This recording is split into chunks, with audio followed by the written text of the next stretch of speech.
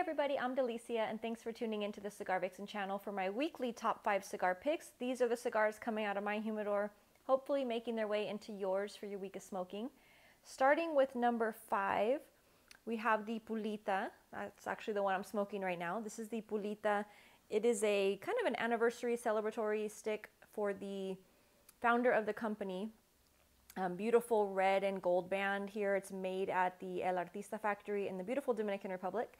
This one's featuring a Dominican Negrito wrapper, a Dominican Criollo 98 on the binder, and then you have Colombian, Dominican, Nicaraguan, and Pennsylvania on the filler to provide a mixture of cedar, black roast coffee. You have some caramel notes in here. You have a little hints of nuttiness throughout the entire stick, black pepper on this as well, but really nice. And again, made in the beautiful Dominican Republic alongside the Big Poppy cigar. So great lineup.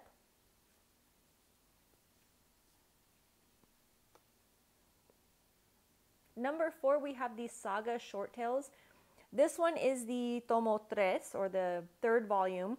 It's abbreviated the LIV. And of course, with all the Saga series of the short tails, they come in the beautiful books that actually tell a story about the tobacco within the cigar. So it's a really great concept idea, beautiful tobacco being used. And again, all of them tell a story. This one's a fun little 4.5 by 42 Ecuadorian Habano wrapper, San Vicente on the binder, and then Piloto Cubano Mejorando on the Viso, which is the filler, and then the Brazilian Habano Viso as well. So it actually tells you the position of the leaves that are being used in the filler. And then of course this one, you're going to get the natural tobacco, which is true of pretty much all of the Saga line. You get the very natural tobacco notes in all of those. Little bits of pepper, hints of sweetness that kind of come in throughout. Once in a while you get a little nuttiness in here, but a really nice, appropriately named short tail, short stick. It's not a very long smoke, but it's perfect for those quick, maybe morning time smokes or just mid-afternoon if you don't have a ton of time to sit down with a cigar.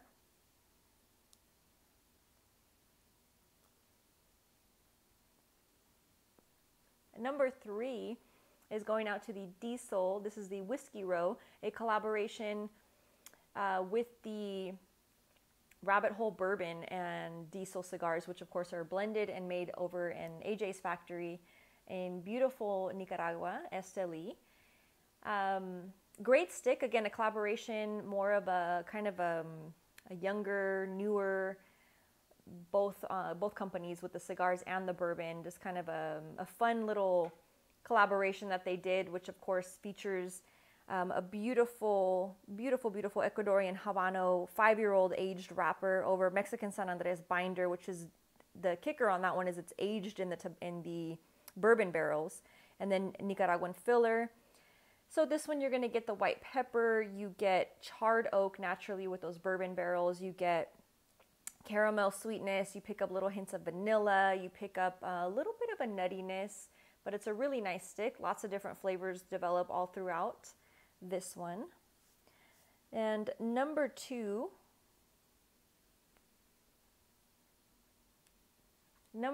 is made by La Palina. This is the La Palina number 1. Fun little vintage retro throwback on these bands with the number 1 and number 2. The number 2 being red and yellow, but like opposite the color spectrum. So this one is just a lot of fun. Totally different from the traditional La Palina line where you're used to seeing those very ornamental kind of photographs, vintagey photographs from, you know, early 19th century on the band itself. This is completely different. You may or may not recognize it if you weren't familiar with the La Palina line, that this one is part of their collection. This one is featuring a Sumatra wrapper, Costa Rican binder, Nicaraguan and Honduran on the filler. Very smooth, creamy smoke, a little bit of white pepper spice, little touch of sweetness kind of in and out, not a ton of sweetness. It is available in 4 different sizes, but a fun little smoke. And again, look for that fun, bright, you know, kind of vintagey throwback, retro, I guess is the word, or the band. Number 1 this week is going out to High Clear Castle. This is made by, well, blended by Nick Malillo by Foundation Cigars. A great collaboration, or more so a, I guess you call it a collaboration, but it's A lot of history behind both the cigar, the castle. Everything about it is super historical, really cool concept. And of course, those of you who are fans of Downtown Abbey show, I never watched it myself, I've heard of it. This is the castle that's portrayed in that show. Apparently, the history also goes back to a specific room in that castle, a library, which was known as the smoking room, which has been used for since like the late 1800s or something for the guys at that time. Not too many women probably were in there, mostly men, going into that library and enjoying a fine cigar. So this was emblematic of that, and it's a great lineup. It's also made at the AJ Fernandez factory, which I didn't know right off bat that's where it was made, but learned that. Taking a closer look, it's featuring a beautiful Connecticut shade wrapper, absolutely flawless on that wrapper. Brazilian Matafina on the binder, and then it has Nicaraguan filler. So this one you get like a vanilla wafer, a nutty, creamy, it's light. You still have lots of flavor and the nice sweetness from that Brazilian Matafina on that binder. Really nice elements. Also the Nicaraguan filler I know has, I think it's Jalapa and Ometepe are the regions where that tobacco is grown used in this one. So the Ometepe of course gives you that really nice unique sweetness. So a really good flavor on this cigar.